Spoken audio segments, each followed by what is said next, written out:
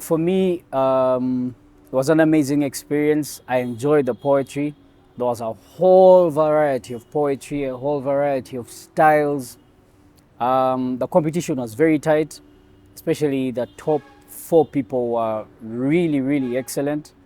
It was also a beautiful thing for me to see young people use the art of poetry for an actual cause. You know, it's one thing to just write your poetry and have fun with it, but it's another thing to craft your poetry to fit a certain message and do it excellently well. Poetry and storytelling in general is a voice. I will not say to the voiceless, no, everybody has a voice. You just need to give them the opportunity to put out their issue there.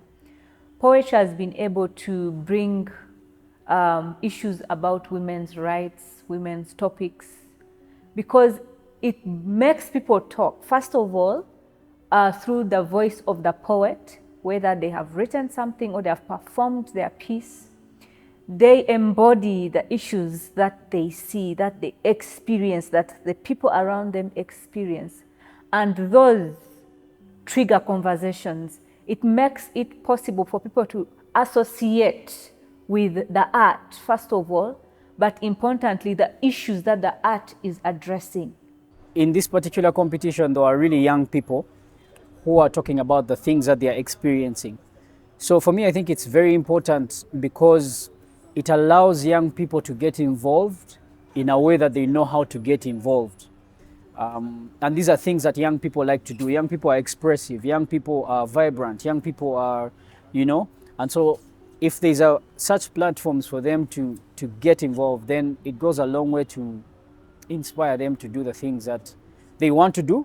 But also, in the conversation of gender equality and women's rights, I think, like I said, the contestants were mostly women. And rarely do you see women on many platforms speaking about the things that affect them. So I think that for me, it goes a long way in inspiring young women, not just creatives, but actively young women to rise up and start speaking about these things. If a young girl sees, like for example, the winner was Lake, who's a lady. If a young girl in high school sees Lake win a poetry contest about gender equality, it inspires her to, to speak about these things, to rise up as a woman, as a lady, to stand up.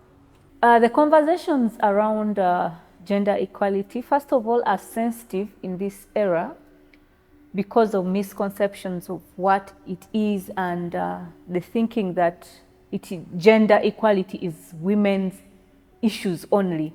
But whenever we have opportunities to table this and decipher different myths and misconceptions, there is clarity, number one. But also whenever there's opportunity to bring different people, let it be academia, let it be artists, let it be people in advocacy, political spaces, policy makers, even a layman, anybody, whenever the opportunities arise for us to talk about gender equality, we find, first of all, understanding, as I said, and we are able to see that how do we help with promoting women's rights. It is from that understanding of what gender equality is that we are able to know that all women's rights are human rights.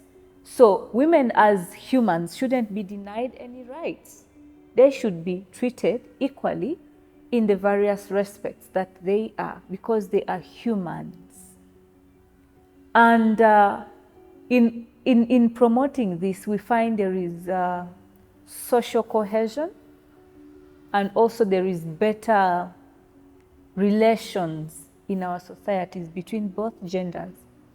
So it is important for us to have these discussions, to understand what we are addressing, and to also help our sisters, our mothers, our daughters, our nieces, but importantly, bring also on board the male counterparts, because we live in one society and we need to work together.